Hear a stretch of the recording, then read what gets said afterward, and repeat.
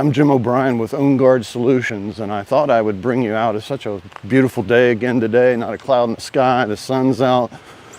I thought I'd bring you on my walk to talk about some safety tips and general advice that will hopefully make you and your family safer while you're out walking or running as well. So just to get it out of the way, we're all responsible for our own safety.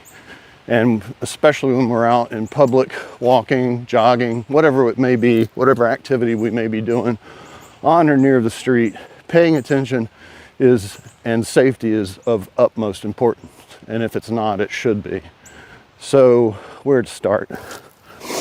Well, I'm going to start the most easy. This is the thing that our parents should have taught us, but I'm always amazed at how many people still get it wrong. Yesterday I was coming home from the grocery store, and a gentleman was walking with traffic on a very narrow road right at the edge of the grass, where the grass met the road. And I thought to myself, man, he's just looking to get creamed. So first and foremost, when we're walking or running, we're supposed to be going against traffic, not with traffic, because that's reserved for bicycles and such. But when we're walking or running, we should be going against traffic. And why is that? Well, it's for awareness and, I would argue, acknowledgement. So ideally, I need to be seeing the vehicles, the traffic that's heading towards me, right? And part of that is acknowledging the driver and giving the opportunity to the driver to acknowledge us. And so the only way that we can really do that is to walk against traffic where they can see us looking at them. And so I try to walk against traffic. Of course, with some sidewalks, they make it impossible because they only put the sidewalks on one side of the road, but that's okay. If that's what we're given, we'll work with that. But if I am on a road that doesn't have sidewalks like I am right now, then I need to be walking against traffic. And for me, I try to keep an eyeball on vehicles approaching, and I even try to glance at the driver, even if they can't see me, or even if I can't see them entirely, because I want to acknowledge them, and maybe in acknowledging them, they'll better be able to acknowledge me. And I've even had some drivers wave at me. I didn't start it, they just wave. So I'm fine with that, because A, they're being nice, and B, it lets me know that they see me, which is the most important thing. So that's all I'm going to say about that. Going in a cul-de-sac here. So while I'm walking this cul-de-sac, moving on to another subject I want to cover is routes and times. And perfect example. I'm actually walking in a neighborhood that I've never walked in before, because I always want to try to change things up so my route doesn't become known to perfectly good strangers. Or if someone happened to be interested in me, which I can't imagine that, but that way they can't figure out where I'm at, and they can't figure out the times that I'm going to be there. So today, it's a great time to talk about it, because I've never set foot in this subdivision before. Well, that's not true. I did scout it out last week, and I'm not saying you need to go that far. I did that because I knew I'd be wanting to record this video. But you should look to change your routes and shift up your times that you leave every day. And it's not like you got to drive across the city to find a totally different route. I imagine that the routes around your home or even in the parks that you go to for walking and running, I imagine you can change a different path and just make it a point not to do the same time every day. So shift it up a little bit. So change your routes and times regularly. Another thing that I want to talk to, and hopefully it's obvious, and it's paying attention, staying alert. Having environmental and situational awareness is key. I should know where I'm at. I should see folks around me. I even look behind me, as I just did once in a while, so no one can get the drop on me, and I'm just aware. I had just a vehicle this morning. I was walking, getting ready to cross a side street on my right, and there was a right-hand turning lane. And just as I looked back in preparation for crossing the side street, There was an SUV that had slowed down so much I could barely hear his engine running. And he was slowing down for me. It was apparent for me to cross that side street. But if I hadn't looked by chance, he would have snuck up on me, so to speak, right? And so we want to do that. And we want to be paying attention, especially when we cross the street. You know, another rule our parents should have told us is look both ways before you cross the street. So you look left, you look right, and you look left again and make sure no one's there yet. And so, you know, when you're crossing those side streets, the same applies, except now you got 3 places to look. You're looking straight ahead, so you should be able to see those vehicles that might be slowing down to turn and cross in front of you or what have you, but you should be looking down the side street before you cross it, and you should glance behind you to see if you got any cars slowing down and or with their indicators on, wanting to turn down that same side street. It's really just about using your senses, your sight, and especially your hearing. Your hearing is arguably as important as your sight is when you're out walking or running, whatever. Let's talk about hearing for just a minute. I would ask that you consider not blocking off your sight, certainly, but that's harder to do, obviously. But I would ask you to consider not impeding your hearing, because it is very important. Being able to hear those cars coming down either side of the road, being able to hear cars approach from behind, being able to hear people walking or running up from behind you is all very important. So what does that look like? It basically means don't wear headphones when you're out. If you have earbuds or similar, and you're insistent that you're going to wear them to listen to your music, consider just wearing one and leaving one ear open to hear your surroundings. On the busy streets, hearing is really, really important. The other thing that you want to consider not doing is wearing your hood up, because it actually can impede both your hearing and your vision when you're trying to look around. You know, you're looking inside of a hood. So no headphones ideally, and keep that hood down. If you want to block out the sun or protect yourself from the rain, consider a hat instead. So I want to go back to why I'm talking about this. And where we started is that I believe, again, that we're all responsible for our personal safety and preparedness, but that's a different talk.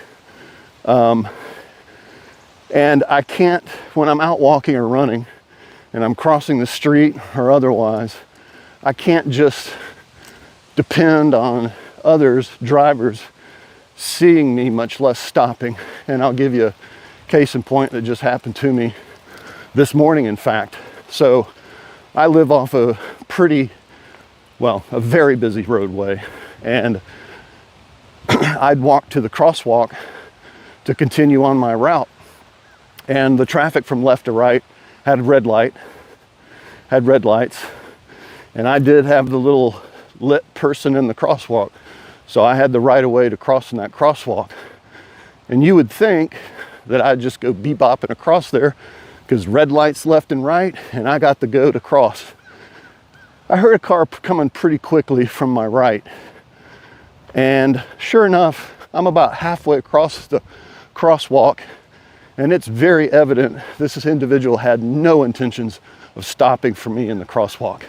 And sure enough, he barely slowed down enough to take the turn down the street that I was crossing to get to. So it just goes to show, and I hesitated because I knew he wasn't going to slow down or stop for me. So I paused for just a second. I still had time. It wasn't like he almost hit me or anything. But the point is, you always got to be paying attention, and it's on you. Like I said, you can't depend on others to see you, much less start for you, even though walking as walkers, pedestrians, we generally have the right of way. Evidently not in all cases. So I just want to throw that out there anecdotally. Happened just this morning. It's like my life flashed before my eyes. So we've talked about sight, we've talked about hearing, we've talked about the importance of not blocking off or impeding either one. Let me talk about smell for just a minute. Now you think, how does smell come into play? Well, smell is another one of our senses, right? So think about how you can use all the senses. I'm feeling the ground underneath my feet. I can tell when there's bumps in the roads or sidewalks, curbs when I step up on them. But that's not what I wanted to talk about. Let's talk about smell. Smell's handy. Smell will let you know what day garbage is. In addition to seeing all the trash cans out on the side of the road, smell will let you know what day garbage is. But it'll also let you know when dead animals are in the area. And that then tells you you might want to avoid going down that particular road or into that section of woods, for example. So sight and hearing are certainly at the top of the list, but you can use others.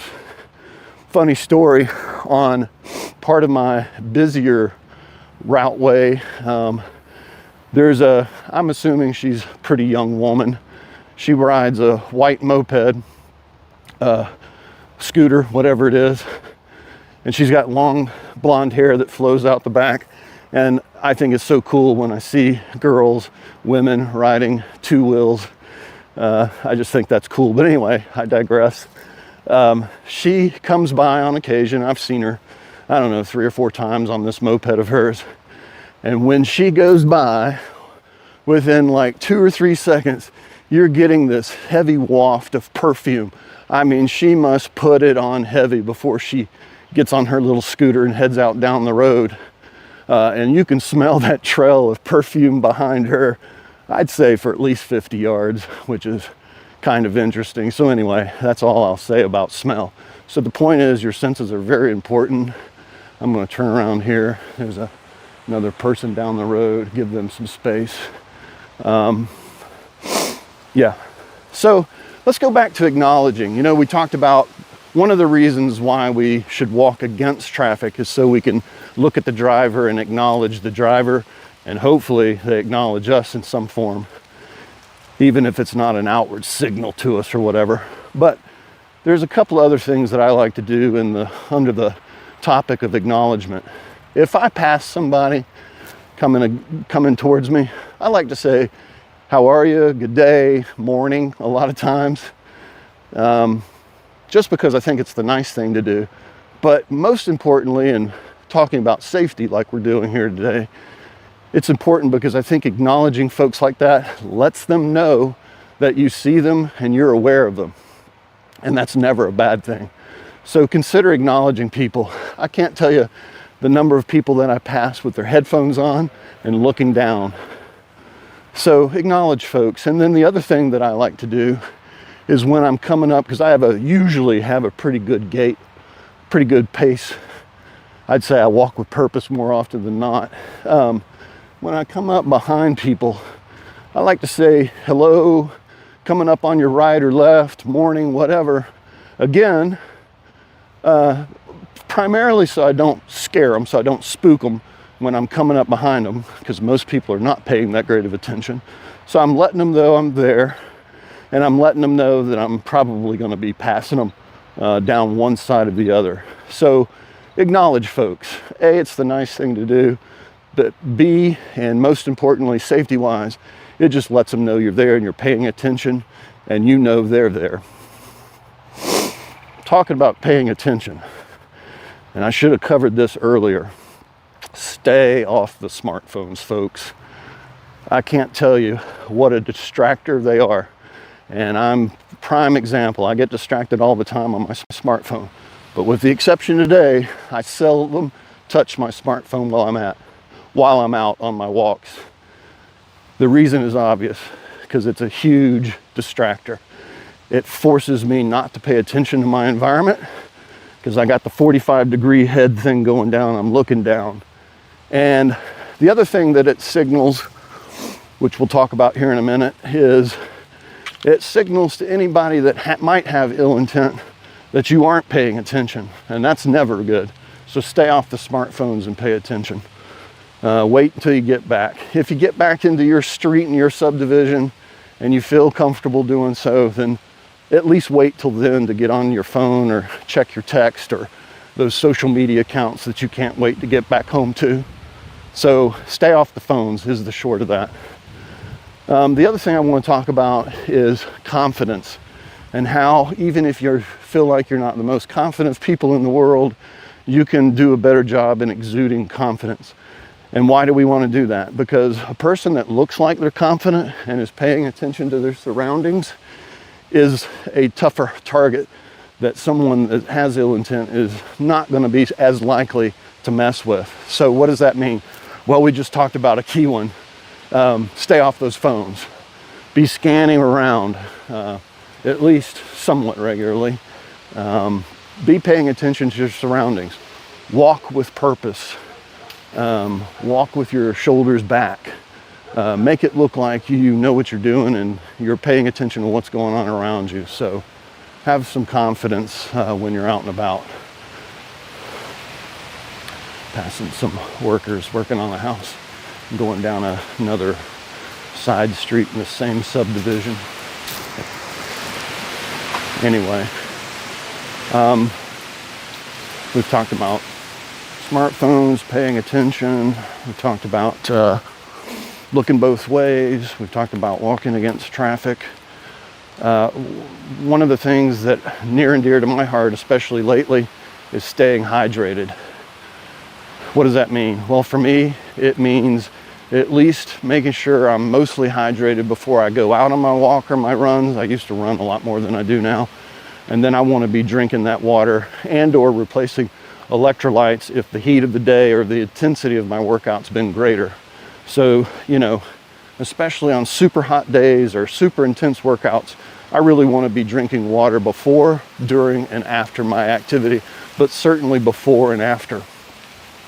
On these shorter walks, I don't worry about taking water with me so much, but you can bet that I'm drinking before and after. And this is so important. So I'd say in addition to staying off your smartphones, being hydrated is one of the safest habits that you can get into yourself for any sort of activity, but certainly in the context of what we're talking about here today, walking or running. So we've made it to the end of the points I wanted to make, I think, and just leave you with a few tips that help me while I'm out, to help me stay motivated, disciplined, whatever you want to call it. I'd say first and foremost, whatever distance you're walking or running, whatever reps you're lifting, if you're doing weights, don't ever think about what you've got left. Think about what you've done and what you've accomplished. If you're walking a mile out of 5, that's 20%. Don't think about that 80% because it makes it harder to stay motivated. Whatever you do, do it regularly and consistently. Consistency will get you further than anything else. Morning. Good morning. Consistency. So 3 days a week, 4 days a week, 5 days a week, whatever it is you're doing, stay at it. Make sure you keep at it. Another bit of advice I give myself on the days that I just don't feel like doing it, those are the days I definitely do it. So today will be a pretty big walk. I imagine we'll be pushing 5+ miles, especially while shooting this video. So I was definitely going to do it one way or the other. So stay consistent, be regular, and don't think about what you've got left on your journey. Think about your accomplishments. And let me know in the comments if those tips help you any while you're out on your walks or your jogs. And with that, we'll wrap things up. If you liked what you see here, be sure and like and subscribe to our channel below. We're just kind of getting started still with all of our videos, but we plan on adding a lot more. So subscribe and stay on top of those we'll be putting out. We got some cool stuff planned, certainly. And be sure to follow us on the other social media outlets as well. And thanks so much for walking. Thanks so much for watching and walking with me technically. And we'll see you soon.